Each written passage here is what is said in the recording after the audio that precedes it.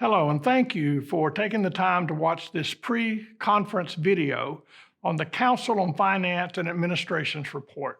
I want to welcome you. I'm Dr. Mark King, your conference treasurer, and it is my delight to bring this information to you today.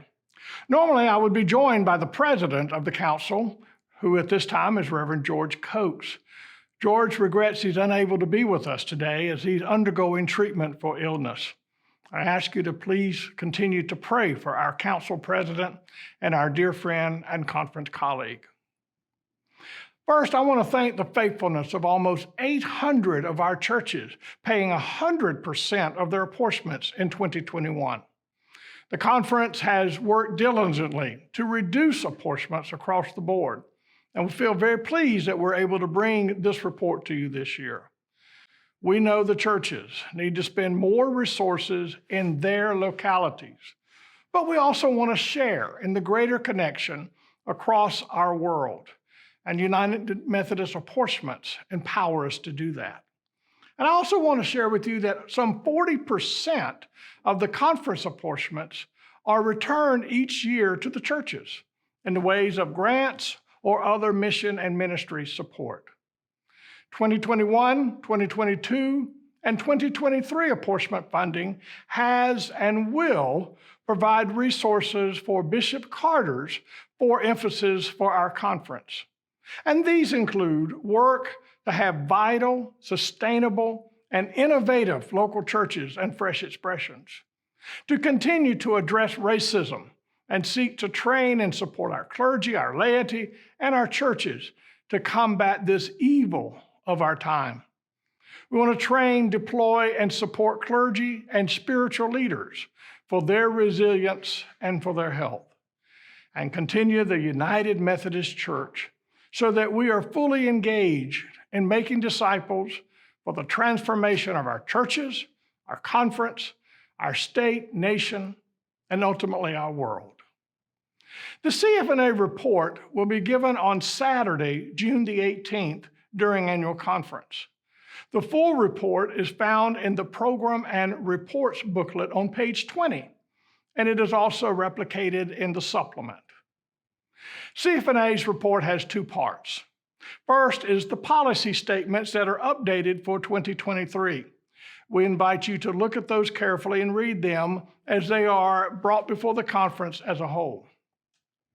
The second part of CF&A's report is the proposed 2023 budget. Right now, I'd like to take just a few moments to brief you on aspects of that budget. 2021 was another challenging year with the COVID pandemic still at play. But I am so thankful and so appreciative that our churches came through. The actual receipts for 2021 were down 8% from 2020. But due to the 2021 budget being almost 16% less than it was in 2020, we anticipated that we would collect less money. And in apples to apples approach, we actually witnessed an increased percentage of 7% in receipts. But we see this trending environment in our churches.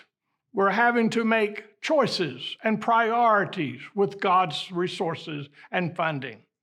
And so in that environment, it's not easy to develop this 2023 budget.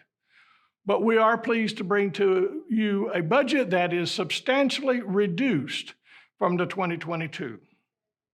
The conference portion of the 2023 budget is $8,283,010, and it's a decrease of 5% over 2022. The total 2023 conference and general church budget is $13,332,430. We are returning to the general church numbers of 2021, not as they are in 2022. The general church agencies have communicated that they have all significantly reduced their budgets due to the current situation. And we want to pass those savings on to the churches. So your 2023 conference and general church budget is a decrease of 10%. What's included in the conference budget? Well, the things that we're used to: equitable compensation grants, district support, conference support, and connectional ministries support. You will notice there is a significant increase in the Equitable Compensation Fund. And for that, I urge you to please look at the Commission on Equitable Compensation's report in the Program and Reports book on page 33. In the conference support, which you'll find in Schedule 1 on the Program and Reports report, is that conference services will see a 3.5% decrease. Conference staffing has a less than 0.5 increase to cover anticipated costs along with some staff reorganization. And finally, in this set schedule, the conference administrative is an 8% decrease. Connectional ministry support, which we used to call things such as vision and goals or mission and ministry, it is in Schedule 2. And we are pleased to present a 17.5% decrease. But we still believe these funds are adequate to fund the ministries and the programs and the missional work that you expect out of your annual conference. In this particular schedule, you will also notice an additional column this year in both Schedule 1 and 2. CF&A wanted to share the true cost of many of our budget lines. The new column reflects funding from other sources than the apportionments, and therefore help bring the apportionments down, so that you will see the apportionment column has a lower amount than the true cost, but is a more realistic budget for the churches. Almost $1 million come from these other sources, and we expect to see that grow and get larger as we go forward. Finally, the district apportionments add a collective $2,242,000, but there's no increase in any of these over the 2022 amounts. When you consider the percentages that our conference budget takes of our churches, particularly as we compare to the total spending of the churches in 2021, the 2023 budget with all components, general, conference, and district, represents 9% of those expenditures. What that means is that the local church expenses are free to use 91% of their budgets right there where they are. Again, I want to thank you for your time and your attention.